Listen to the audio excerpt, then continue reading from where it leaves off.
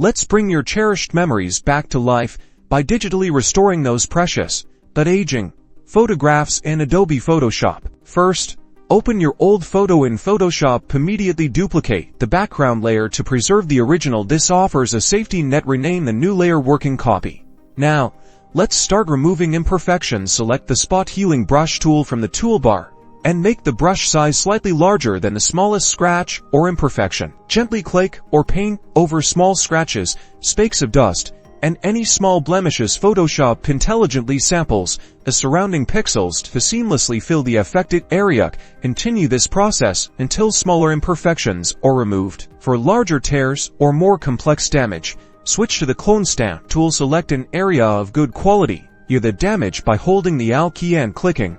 Then carefully paint over the damaged area, matching the texture and tone. The adjustments will fix any damages easily. Next, adjust the photo's color and contrast. Go to Image, then select Adjustments. Use levels to balance the highlights and shadows, boosting the overall image quality. Then adjust the contrast and color with the Filters option. And there you have it.